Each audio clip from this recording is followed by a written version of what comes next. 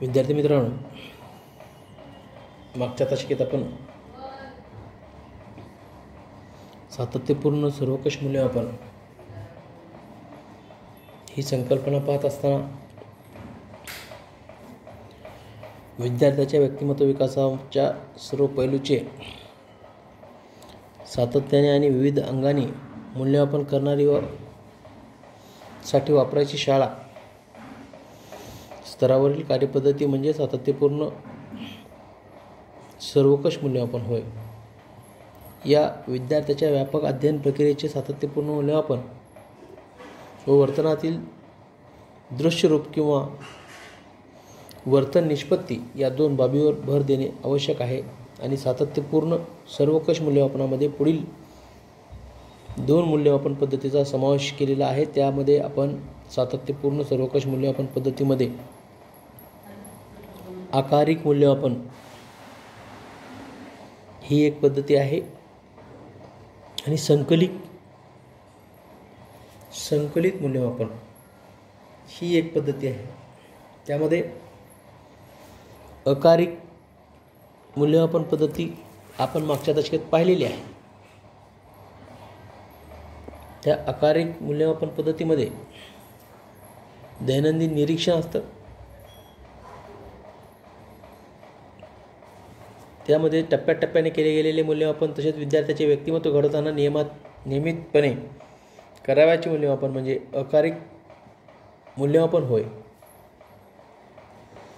यात वेळोवेळी वेगवेगळ्या प्रसंगी प्रत्येक विद्यार्थ्यांच्या वर्तणुकीचे निरीक्षण करून नोंदी ठेवाव्या लागतात. आकारिक मूल्यमापन करताना पुढील साधनांचा आणि तंत्रांचा उपयोग केला जातो. त्यामध्ये दैनंदिन निरीक्षण केलं जात असतं, हे पाहिलेलं आहे आपण. तोंडी कार्यामध्ये भाषण, संभाषण, मुलाखत, गटचर्चा, प्रश्नोत्तराच्या माध्यमातून हे निरीक्षण केलं जातं. प्रात्यक्षिक कार्यातून प्रयोग असेल, वेगवेगळे कृती असतील, उपक्रम असतील, प्रकल्प असतील, या सर्व साधनांच्या साहाय्याने आकारिक मूल्यमापन केलं जातं. हे आपण मागच्या दशकात पाहिलेलं आहे. आता यातला पुढचा प्रकार आहे तो म्हणजे संकलित मूल्यमापन. संकलित मूल्यमापन म्हणजे काय आपल्याला आज पाहायचं आहे. यामध्ये सांगितलेलं आहे, ठराविक काळानंतर एकत्रित स्वरूपात करावयाचे मूल्यमापन म्हणजे संकलित मूल्यमापन होय. जसे शाळेमध्ये प्रथम सत्राच्या अखेरीस पहिले व द्वितीय सत्राच्या अखेरीस दुसरे संकलित मूल्यमापन करावयाचे असते. आपण ज्यावेळेस शाळेमध्ये जातो त्यावेळेस आपल्याला दोन सत्रामध्ये परीक्षा आपल्या घेतल्या जातात. एक प्रथम सत्र असते, दुसरी द्वितीय सत्र असते. दिपावळीपर्यंत प्रथम सत्र असते आणि दिपावळीपर्यंत प्रथम सत्रामध्ये आपला निकाल मूल्यमापन केलं जात असतं. आणि दिपावळीच्या नंतर जेव्हा सुट्ट्याच्या संपल्यावर शाळा चालू होते आणि मार्चला जेव्हा आपण परीक्षा देतो ती द्वितीय सत्रातली परीक्षा असते. या द्वितीय सत्राच्या अखेरीस आपले आणखीन मूल्यमापन केलं जातं. याला संकलित मूल्यमापन विषयाच्या उद्दिष्टानुसार लेखी, तोंडी, प्रात्यक्षिक या स्वरूपात ते केले जात असते. परीक्षा घेतली जात असते. लेखी घेतली जाते, काही प्रात्यक्षिक तोंडी असते, काही प्रात्यक्षिक असते.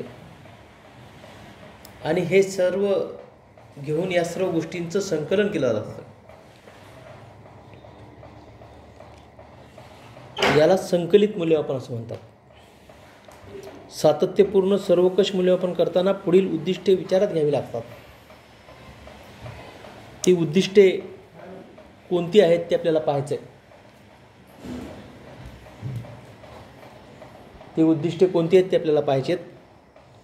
त्यामध्ये विद्यार्थ्यांचा सर्वकष विकास साधणे, त्याचबरोबर विद्यार्थ्यांच्यात आता सर्वकष विकास साधणे म्हणजे सर्व अंगांचा विकास साधणे.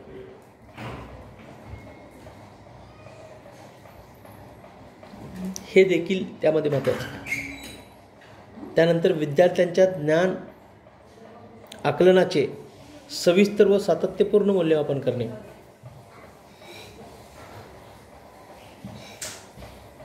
विद्यार्थ्याला ज्ञान झालेलं आहे, कितपत झालेलं आहे,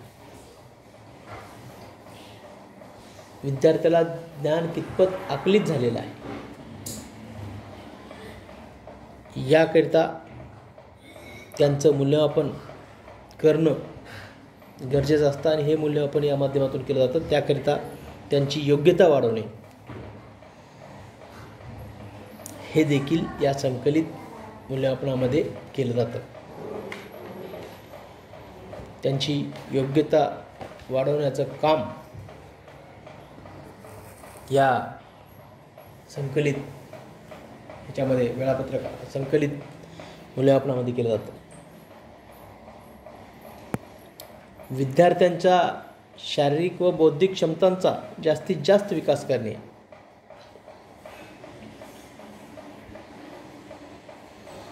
त्यांच्या शारीरिक क्षमता असतील, बौद्धिक क्षमता असतील, यांचा विकास या मूल्यमापनातून होत असतो. आणि हे संकलित मूल्यमापनामधून त्यांच्या बौद्धिक आणि शारीरिक क्षमतेचा विकास केला जात असतो.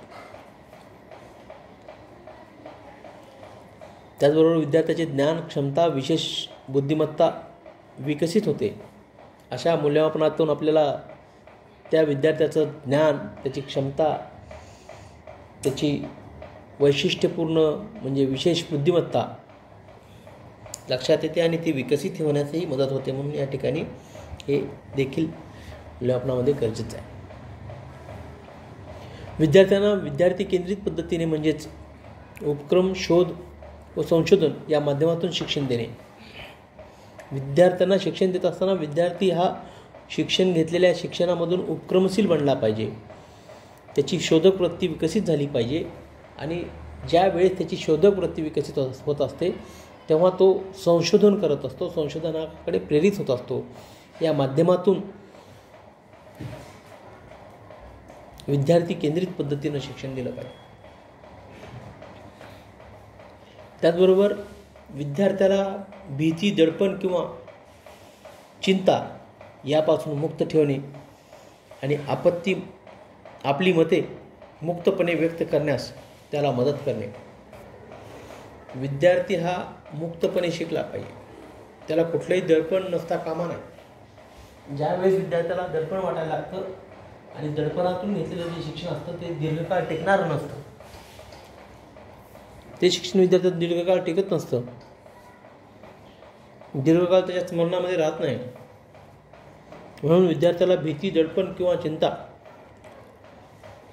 यापासून मुक्त ठेवून आपली मतं मुक्तपणे व्यक्त करण्यास त्याला मदत केली पाहिजे. जेव्हा तो आपली मते मुक्तपणे मांडू शकतो तेव्हा खऱ्या अर्थानं मूल्यमापन करण्याला आपल्याला वाव मिळतो.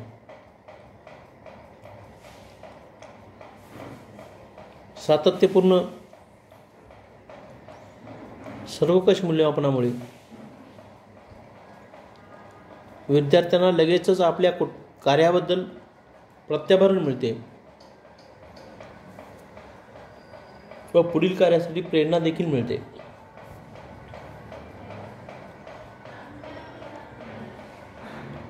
आणि अशी प्रेरणा जर त्याला मिळत गेली तर त्या विद्यार्थ्यामध्ये प्रगती होत असते. त्याच्यामध्ये अभ्यासाची आवड, जिद्द, जिज्ञासा निर्माण होते. विद्यार्थ्याचे सातत्याने मूल्यमापन होत असल्यामुळे शिक्षकांनाही वेळोवेळी आपल्या अध्यापनातील उणिवा लक्षात येऊन त्या दूर करण्याची संधी यामधून मिळते.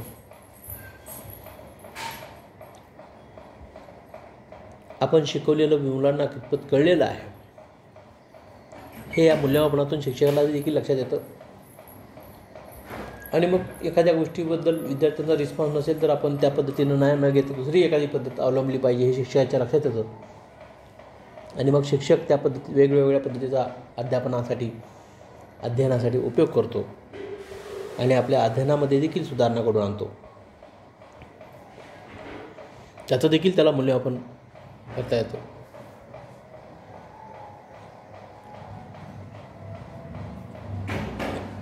अशा पद्धतीनं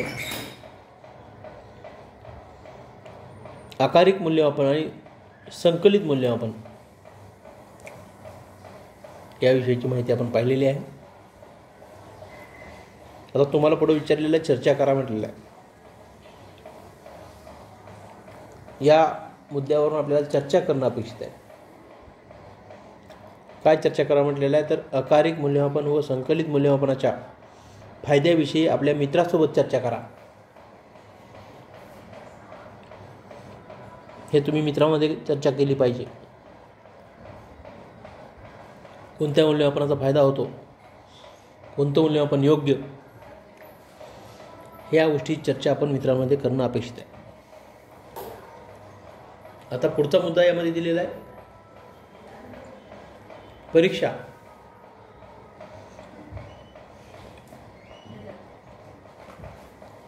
परीक्षा या शब्दात आपल्या सर्वांसाठी परिचित आहे.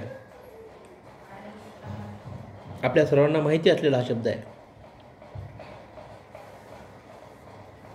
तुम्ही आज 12वीपर्यंत आलेला आहात म्हणजे वेगवेगळ्या वर्गाच्या परीक्षा देऊन 12वीच्या वर्गापर्यंत आलेला आहात.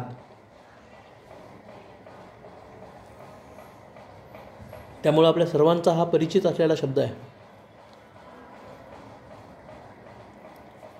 विद्यार्थ्याच्या सर्वांगीण विकासाच्या दृष्टीने शिक्षणाची उद्दिष्टे ठरलेली असतात. ही उद्दिष्टे कितपत साध्य झाली, अध्ययन अनुभव कितपत प्रभावी ठरले, याचा शोध घेण्यासाठी मूल्यमापनाच्या साधनांचा आधार घ्यावा लागतो. आणि मूल्यमापनाची संख्यात्मक साधने व गुणात्मक साधने असे 2 प्रकार आहेत. संख्यात्मक साधनात प्रामुख्याने परीक्षा पद्धतीचा समावेश होतो. परीक्षा पद्धतीचे लेखी परीक्षा, तोंडी परीक्षा, प्रात्यक्षिक परीक्षा आणि ऑनलाईन परीक्षा असे प्रकार पडतात. त्यामध्ये लेखी परीक्षा वस्तुनिष्ठ असते. लघु उत्तरी व निबंध वजा अशा प्रकारच्या आधारे घेतली जाते. परीक्षा पद्धतीचे प्रकार खालील आकृतीवरून लक्षात येतात.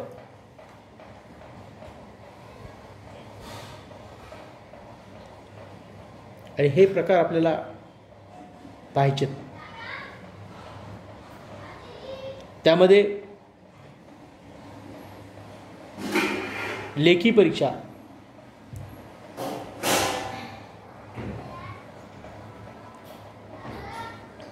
हा जो प्रकार आहे तो पहिला प्रकार आपल्याला दिलेला आहे. त्यानंतर तोंडी परीक्षा, टी डायग्रामच्या माध्यमातून परीक्षेचे प्रकार आपल्याला दाखवलेले आहेत पुस्तकामध्ये. त्यामध्ये पहिला प्रकार दिलेला आहे लेखी परीक्षा, दुसरा दिला तोंडी परीक्षा, तिसरा दिला प्रात्यक्षिक परीक्षा, चौथा दिला ऑनलाईन परीक्षा.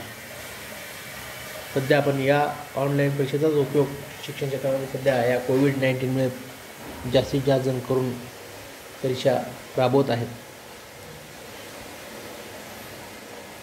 आता आपल्याला देखील याच परीक्षेचा आधार घेऊन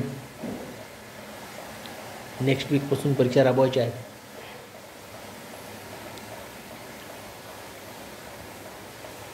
या परीक्षा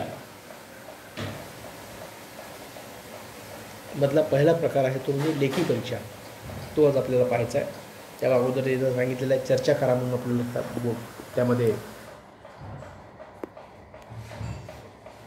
प्रश्न सांगितलेला आहे. प्रचलित परीक्षा पद्धतीच्या दोषांची वर्गात चर्चा करा. जी प्रचलित परीक्षा पद्धती आहे जे आपण सर्वांनी दिलेले आपल्या सर्वांना परिचित आहे,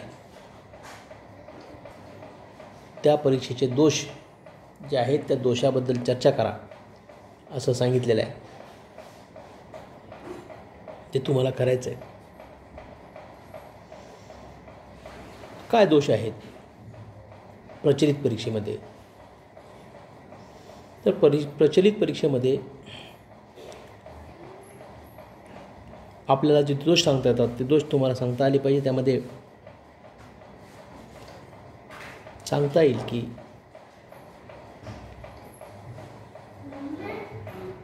प्रचलित परीक्षेमध्ये विद्यार्थ्यांना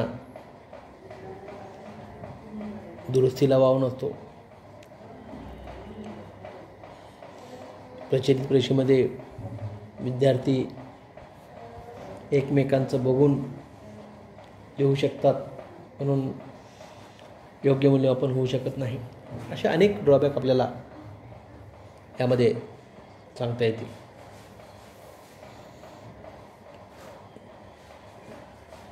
किंवा परीक्षेच्या काळापुरतंच ते अभ्यास करतात, बाकी वेळेस अभ्यास करत नाहीत. त्यामुळे ते त्यांच्या अभ्यासामध्ये सातत्य नसतं. हे देखील त्याचा एक ड्रॉबॅक सांगता येतो. अशा अनेक गोष्टीवर आपल्याला चर्चा करता येते. आता लेखी परीक्षा हा जो मुद्दा आपल्याला पाहिजे त्यामध्ये सांगितलेला आहे. विद्यार्थी ज्या प्रश्नांचा प्रतिसाद लेखी स्वरूपात देतात अशा लेखी प्रश्नांची निर्मिती करून घेतलेली परीक्षा म्हणजे लेखी परीक्षा होय. विद्यार्थ्यांचे मूल्यमापन करण्याच्या दृष्टीने लेखी परीक्षा हे एक उपयुक्त साधन आहे. लेखी परीक्षा ही विद्यार्थ्यांच्या संपादनुकीचा पुरावा म्हणून मानता येते. सर्वच विषयासाठी लेखी परीक्षा घेता येते. यासाठी प्रत्येक प्रश्न प्रकाराची अभ्यासक्रमातील उद्दिष्टे पाहणे जरुरीचे आहे.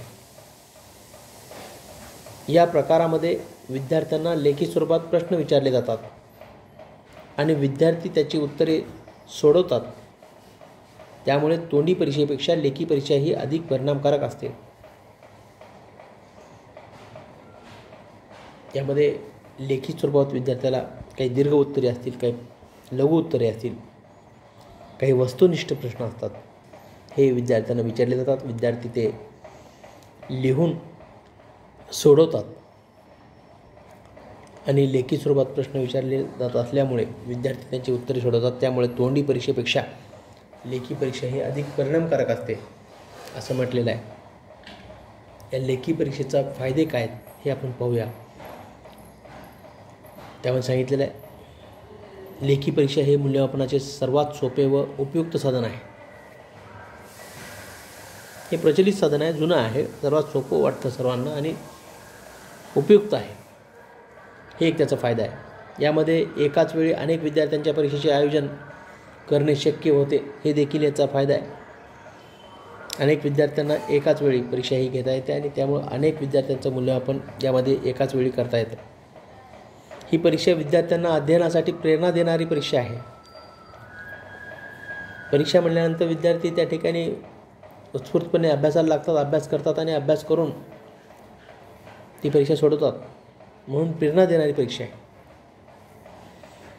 ही परीक्षा. विद्यार्थ्यांमध्ये स्पर्धा प्रवृत्तीला चालना देण्यासाठी स्पर्धेचा हा निकोप प्रकार आहे.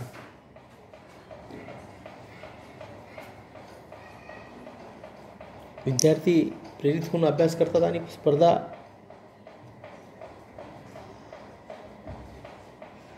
प्रवृत्तीला या परीक्षेतून चालना मिळते. म्हणून हे एक त्याचा फायदा सांगितलेला आहे.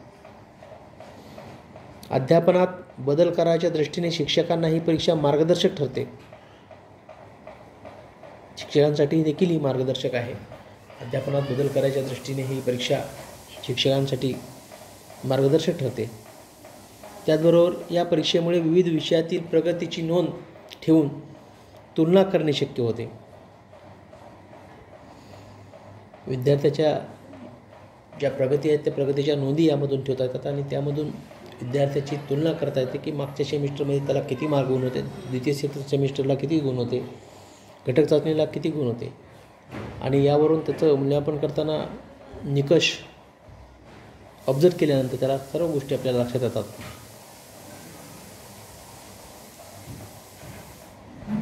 त्याचबरोबर या परीक्षेमुळे विद्यार्थ्यांच्या लेखन कौशल्याचा देखील विकास होतो. विद्यार्थ्याचं लेखन कौशल्य विकसित होतं आणि म्हणून हा एक त्याचा फायदा आपल्याला सांगता येतो. या परीक्षेत विद्यार्थ्यांना मिळालेल्या गुणावरून त्यांचा दर्जा निश्चित करणे शक्य होते. विद्यार्थ्याला जे मार्क मिळालेले आहेत त्या मार्कानुसार तो प्रथम श्रेणीत असेल, द्वितीय श्रेणीत असेल किंवा विशेष गुणवत्ताधारक असेल, हा दर्जा त्याला त्यामधून प्राप्त होतो. हे दर्जा प्राप्त करण्यासाठी देखील निश्चित करण्यासाठी देखील हे शक्य होतं.